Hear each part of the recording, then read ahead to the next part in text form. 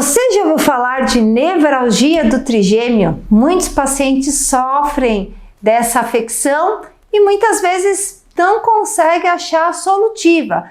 Quais são os fatores que podem estar ocultos, gerando essa dor que para algumas pessoas chega a ser insuportável? O nervo trigêmeo, ele vai sair aqui do forame zigomático. A gente tem um osso aqui que é o zigomático, que ele funciona como a base aqui do crânio, ele faz parte do osso esfenoide, ele ajuda na sustentação da nossa massa encefálica, ele também faz parte do nosso céu da boca. Então, o nervo trigêmeo, ele depende aí da posição do osso esfenoídico, zigomático e da nossa articulação temporomandibular. Muitas vezes esse nervo ele está comprimido por uma alteração da proporção da mastigação. O paciente tem mordida cruzada anterior, mordida cruzada posterior, né? Ou tem excesso de dentes de um lado ou do outro, isso vai gerar uma descompensação mecânica, pinçando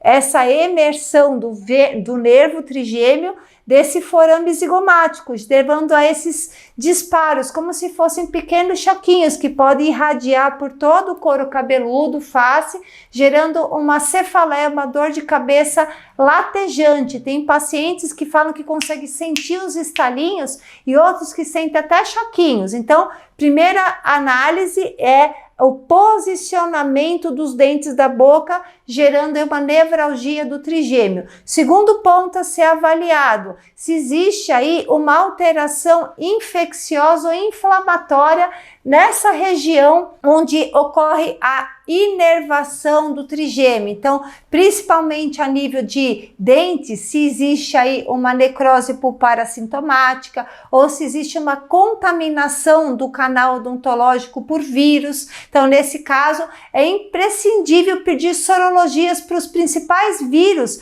associados à nevralgia do trigêmeo, que é herpes vírus, herpes simples, herpes zoster, Epstein-Barr vírus, citomegalovírus, adenovírus, que é o vírus da gripe, que muitas vezes pode ficar incubado lá, morando aí na bainha de Schwann do nervo, e quando baixa a imunidade da pessoa, ele lá se prolifera e gera esses períodos aí de nevralgia, de dor orofacial, principalmente nos períodos de mudança de temperatura, de clima, onde ocorre o choque térmico e a IgA de superfície diminui, né? Porque ela é termolábil. Então, fique atento. Se você tem essas dores de cabeça, principalmente quando muda o tempo, peça para o seu profissional da área da saúde pedir sorologias para investigar aí uma infecção subclínica, principalmente a nível de pulpa dental desses vírus. Outro fator que pode estar relacionado à nevralgia do trigêmeo são alterações circulatórias vasculares, posturologia. A gente tem aqui a vértebra cervical C1, C2,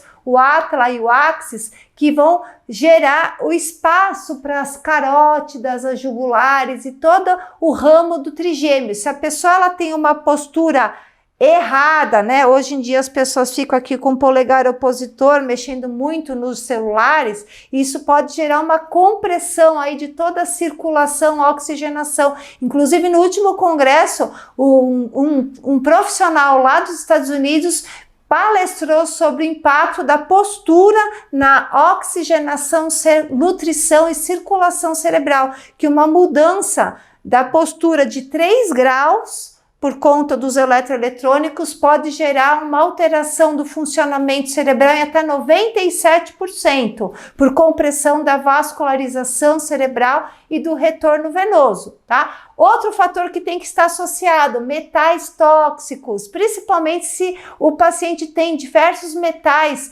na região orofacial, então a tarraxinha do brinco, um aparelho ortodôntico, um material odontológico, um óculos, um acessório, isso pode gerar o que a gente chama de corrente galvânica. Corrente galvânica ela é gerada por materiais de diferentes qualidades no mesmo ambiente. Então, quando ocorre uma umidade relativa do ar mais aumentada ou o processo da própria salivação, permitindo o contato desses materiais diferentes, ocorre uma emissão de uma corrente elétrica, uma corrente galvânica, que pode chegar até acender uma lampadinha de árvore de Natal. E isso pode interferir na emissão elétrica aí do nervo trigêmeo, gerando aí a nevralgia do trigêmeo. E, por final, um dos principais causadores de nevralgia do trigêmeo do homem do mundo moderno, aparelhos eletroeletrônicos. Ficar aí com o celular no ouvido, ele é um